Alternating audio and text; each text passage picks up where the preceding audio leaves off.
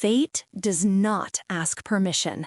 It arrives like winter, silent, inevitable, absolute.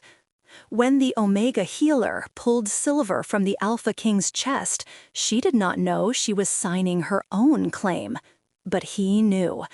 The moment her cursed blood touched his wound, revelation tore through him like lightning, and the beast inside him whispered a single, irrevocable truth: mine. The rain fell in sheets across the Northern Territories, turning the battlefield into a graveyard of mud and metal. Sarah moved through the carnage like a ghost, her threadbare cloak soaked through, her bare feet silent against the earth. She was nothing, less than nothing, an Omega born with cursed blood, the kind that made pack mothers spit and warriors turn away. Her scent was wrong, they said, tainted, like death and winter roses, mixed with something ancient that made wolves whimper. She had no voice in the pack, no rights. The silver collar around her throat marked her as property of the Blackwater Pack, a healer servant bound by law to serve without question, without hope of freedom.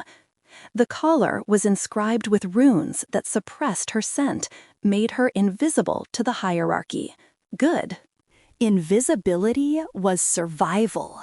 But tonight, invisibility meant she could slip past the guards, past the wounded soldiers being triaged in the war tents, past the high-ranking wolves who would never lower themselves to notice a collared Omega in the mud. She found him in the killing field, the Alpha King, Cale Thornridge, the Lichen King of the Northern Realms, whose name was whispered like a prayer and a curse. He lay sprawled between two fallen trees, his massive frame half transformed, caught between man and beast. His chest was a ruin of silver poisoning, 3 silver arrows buried deep, the metal burning through his flesh like acid. His blood was black in the moonlight, pooling beneath him. He was dying. Sarah's hands trembled. She should walk away. She had to walk away. The king's own healers would come. His Luna would come. What was a cursed Omega compared to the trained physicians of the royal house? But his eyes opened. Gold, molten gold, even through the agony.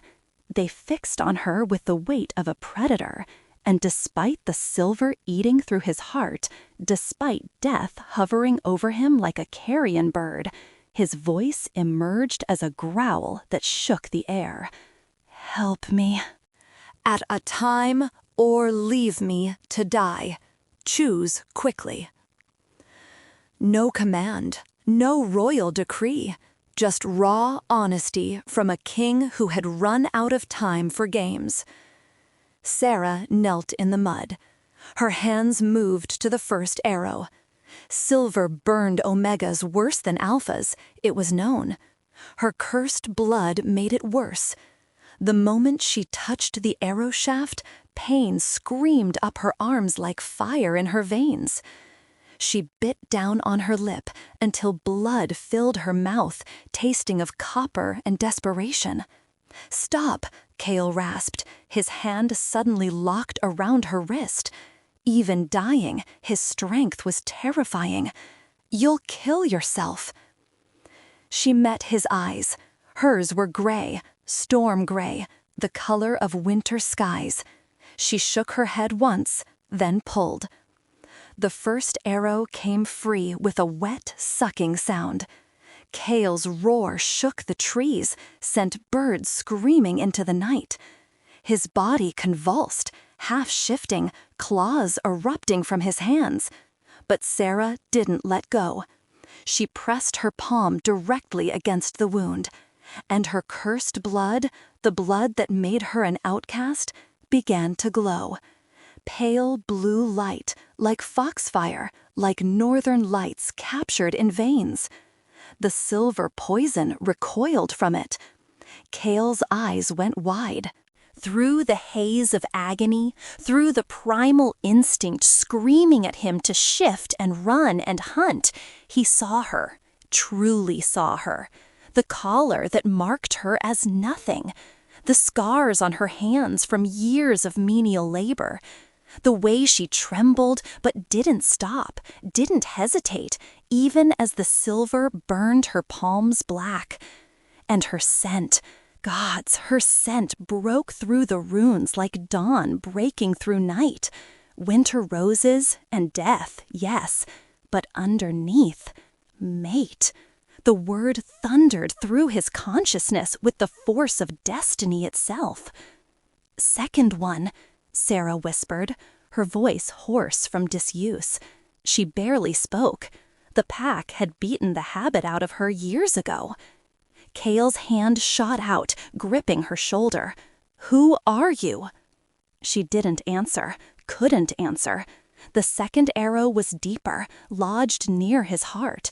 If she didn't remove it now, the silver would reach the organ in minutes. He would die. This king, this stranger, this man whose eyes held hers like she was something precious instead of something broken. She pulled the second arrow. This time, the pain drove her to her knees. The silver burned through her palms, through her wrists, racing up her arms in black veins. She screamed, a sound she hadn't made in years, raw and primal. But her hands stayed pressed to his chest, her cursed blood pouring light into his wound, drawing out the poison with a power she'd been taught to fear and hide. Kale's transformation reversed violently. His body solidified into human form, muscles knitting together under her touch. He felt it, the impossible healing, the way her life force poured into him like summer rain on drought-cracked earth. And with it came the bond, undeniable, unbreakable. His hand wrapped around the back of her neck, pulling her down until their foreheads touched. "Stop," he commanded, his voice dropping into the alpha tone that could compel armies. "You'll die." "Third arrow," she breathed against his lips. "I won't let you. You don't own me." Something feral and possessive flashed in his golden eyes. Not yet. She pulled the third arrow. The world exploded into pain and light. Sarah's cursed blood erupted from her palms in a torrent of blue fire, consuming the silver poison, burning it away, but consuming her with it. She felt her heart stutter, felt darkness creeping in at the edges of her vision, and then she felt him. Kyle surged upward, his arms locking around her collapsing body.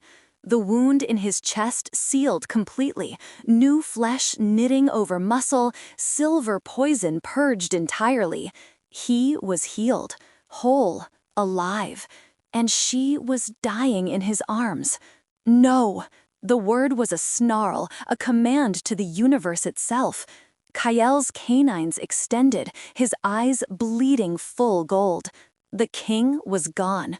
Only the wolf remained, the primal, possessive beast that had just found its mate and would burn the world before letting her slip away. He bit into his own wrist, tearing the flesh open, and pressed it to her lips. "Drink," he commanded. "Drink, Omega, or I will follow you into death and drag you back myself." His blood filled her mouth, hot, powerful, ancient. It tasted like lightning and wild hunts, and something that made her soul recognize him on a level deeper than reason. The bond snapped into place like a chain made of starlight and inevitability. Her eyes flew open. Kyle's hand cradled her face with a gentleness that contradicted the feral intensity in his eyes. "You saved me," he said, his voice raw. "You violated every law of your pack, risked your own life for a stranger. You were dying," she whispered. "So were you. So you are." His thumb traced her cheekbone with devastating tenderness. The silver poisoning in your blood, it's killing you slowly. You have days, maybe hours. Sarah had known, she'd always known her cursed blood would kill her eventually. Then let me go. You're healed. No. The word was absolute, final.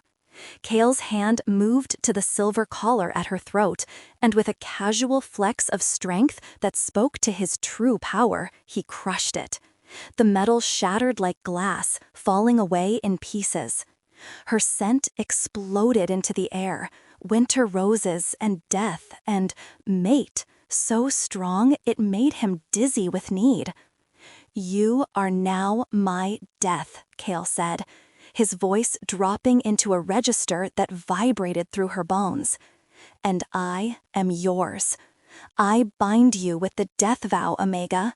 You will stay by my side until you are healed, until every trace of silver is purged from your blood, until you are whole. And if you die before then, I will follow you into the dark. This I swear on my crown, my pack, my soul." "You can't!" Sarah's protest died as blue light erupted from her chest, meeting gold light pouring from his. The death vow, an ancient magic, forbidden, unbreakable. It tied two souls together across life and death. Only true mates could forge it, only the desperate or the damned. "I already have," Kael said, and claimed her mouth in a kiss that tasted like destiny and defiance. Dawn broke over the Blackwater Pack territory like Judgment Day. The War Council had assembled in the Great Hall. Alphas from 7 territories, their Lunas, the High Healers, the Generals. They had come to honor their king, to celebrate his survival against the Silver Arrow assassins who had nearly ended his reign. Kale Thornridge entered the hall with an Omega in his arms. The silence was deafening. Sarah wore his cloak, the royal cloak, black as midnight and embroidered with the Thornridge crest in silver thread. Her neck was bare, the shattered collar gone, revealing the mate mark already forming on her throat, fresh, possessive, undeniable. She was unconscious, her body still fighting the silver poison, her cursed blood glowing faintly blue beneath her pale skin. Alpha Blackwater, her former master, stood from his throne. "Your Majesty, that Omega is Pack property. She is collared and bound by—" "She is my mate." Kael's voice cut through the hall like a blade. He laid Sarah on the high table, the Alpha's table, where no Omega had ever been placed. "She is my true Luna, and she is dying because she saved my life." Murmurs erupted. Shock, disbelief, scandal. "Impossible," one of the Lunas hissed. "She's cursed. Everyone knows her blood is—" "Her blood is the reason I'm alive." Kyle's eyes swept the room, gold and merciless. "While you were safe in your tents, while my own healers cowered from the silver, this Omega, this collared, powerless, forgotten Omega, walked into a killing field and pulled 3 silver arrows from my chest with her bare hands. She purged the poison with a gift you called a curse. She gave her life for mine." He placed his hand over Sarah's heart, and the blue light pulsed brighter. "I have bound her with the death vow. Her life is mine. My life is hers. When she heals, I will crown her Luna Queen of the Northern Realms. Any who object may challenge me now." The hall held its breath. Alpha Blackwater's face had gone purple with rage. "She is nothing, a servant. You cannot—" Kale moved faster than thought. One moment, he stood beside Sarah. The next, his hand was locked around Blackwater's throat, lifting the Alpha off his feet. "She is everything," Kale said, softly, dangerously. And you who collared her, who starved her gift, who made her believe she was worthless, you are nothing. Blackwater Pack is hereby dissolved. Your territories are forfeit. Your wolves are free to pledge to new packs. And you, his claws extended, pricking the skin of Blackwater's throat. You will live only because she would not want your death on her conscience. But if you ever speak her name again, I will forget mercy. He dropped the alpha like trash. Turning back to the council, Kale's expression softened as he looked at Syrah's unconscious form. True strength is not in the title we're born with. It's in the choices we make when no one is watching. She chose mercy. She chose sacrifice. She chose me, a stranger, over her own safety. That is the mark of a true Luna. That is the mark of a queen. He lifted Syrah into his arms again, cradling her against his chest. The death vow is unbreakable. She will heal, because I will pour every resource of this kingdom into saving her. And when she wakes, she will have the choice I denied her in that moment of desperation, to accept this bond or reject it. But know this, whether she chooses me or not, she will be free. She will be honored. She will be seen. His eyes blazed as he addressed the room one final time. Fate is the great equalizer. It does not care for your bloodlines or your politics. It sees the soul, and it has spoken. He carried her from the hall, leaving chaos and whispers in his wake. 3 days later, Sarah opened her eyes in a room filled with winter roses. Kael sat beside her bed, his hand wrapped around hers, his eyes shadowed with sleeplessness. The moment her gray eyes focused on him, relief crashed over his features so intensely it stole her breath. "You're awake?" he said, his voice rough. "You saved me," she whispered. "You saved me first." His thumb traced circles on her palm. "The silver is purged. You're healing. The death vow is fading now that you're out of danger." "Then I can leave?" Pain flashed across his face, but he nodded. "You can. I claimed you without permission, bound you without choice. If you want your freedom, Sarah, I will give it. I will give you anything." She looked at their joined hands, at the mate mark on her throat that pulsed with warmth and rightness, at the king who had defied his entire council for a cursed Omega he'd known for mere moments. "What if I want you?" she asked. His eyes snapped to hers, gold and desperate and full of hope. "Then you'll have me," Kale said, "for all my days, in this life and whatever comes after." Sarah smiled, the first real smile she'd worn in years. "Then I choose you. I choose this. I choose us." When he kissed her, it tasted like freedom and destiny intertwined.